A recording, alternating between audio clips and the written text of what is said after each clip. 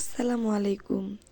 বরাবরের মতো নতুন একটি রেসিপি নিয়ে আপনাদের মাঝে হাজির হয়েছি আমি লিমা।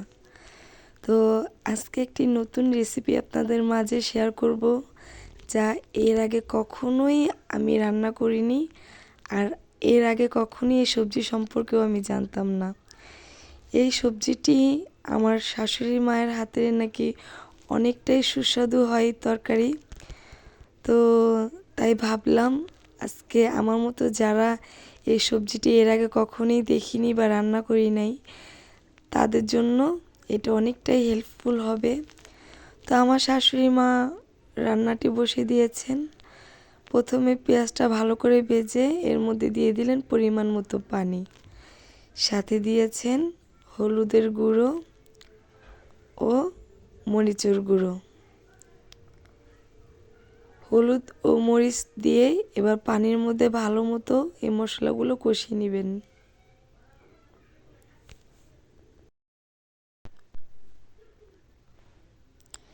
এখন দিয়ে দিলেন পরিমাণ মতো লবণ।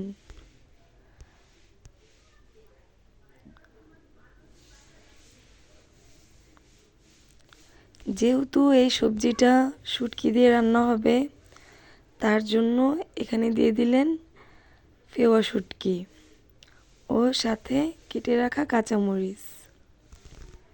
এখন এগুলোকে ভালো মতো কষিয়ে নিচ্ছেন।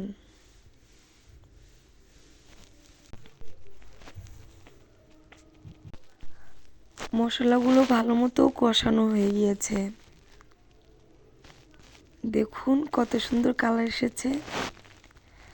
আমার শাশুড়ি মা ভালো মতো নেড়ে দিচ্ছেন যাতে করে নিচে দাগ লেগে না যায়। এখন দিয়ে দিচ্ছেন কেটে রাখা সবজিগুলো। এই তো সেই অজানা সবজি, দেখতে অনেকটাই ডাঁটার মতো, যার নাম কিনা আগ্রা। এর সাথে অ্যাড করেছেন আলু ও সিম। এই সবজিটা নাকি খেতে অনেকটাই সুস্বাদু হয়। কে কে আমার মতো আজ প্রথমবার এই সবজিটি দেখেছেন অবশ্যই কমেন্ট বক্সে জানিয়ে যাবেন। সবজিটি অবশ্য অনেকটাই মজা হয়েছিল।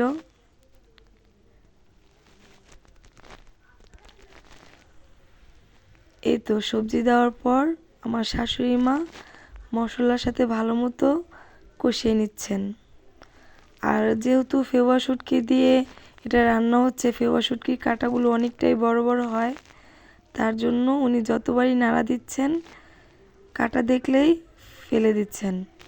আর সাথে দিয়ে দিয়েছিলেন টমেটো। এক একজনের রান্নার ধরন এক এক রকমের হয়ে থাকে, কিন্তু আমার শাশুড়ি মায়ের হাতের রান্নাগুলো অনেকটাই খেতে সুস্বাদু হয়।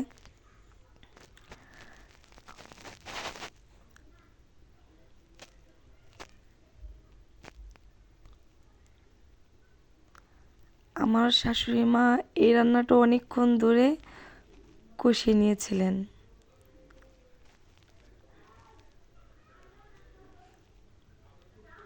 এই তো এর মধ্যে থাকা পানিগুলো শুকিয়ে এসেছিল।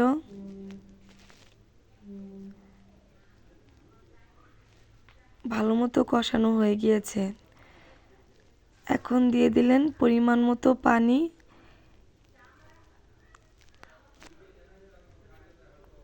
যতটুকু সেদ্ধ হওয়ার, বাকিটা এই পানিতেই সেদ্ধ হয়ে যাবে। দেখুন আস্তে আস্তে পানিটা শুকিয়ে আসতেছে।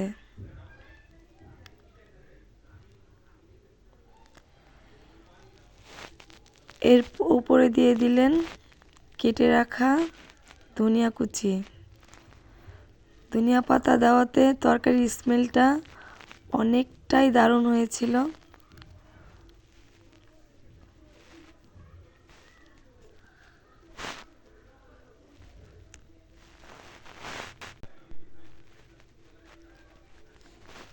এই তো দেখুন তরকারিটা পানি যতটুকু দেওয়া হয়েছিল পুরোপুরি পানি শুকিয়ে এসেছে। অবশ্য যেহেতু এটা শুটকি তরকারি, আমার শাশুড়ি মা এটার মধ্যে যতটুকু পানি ছিল পুরোপুরি শুকিয়ে নিয়েছেন। এই তো আগ্রার দিয়ে শুটকি তরকারি ডান। তো আমার শাশুড়ি মায়ের হাতের এই রেসিপিটা কেমন হয়েছে অবশ্যই জানিয়ে যাবেন কমেন্ট বক্সে। আর আজকের রেসিপিটি যদি আপনাদের কাছে ভালো লেগে থাকে আমার চ্যানেলটি অবশ্যই সাবস্ক্রাইব করে দিবেন, আমার পাশে থাকবেন। সবাই ভালো থাকবেন, এই দোয়া রইল। আসসালামু আলাইকুম।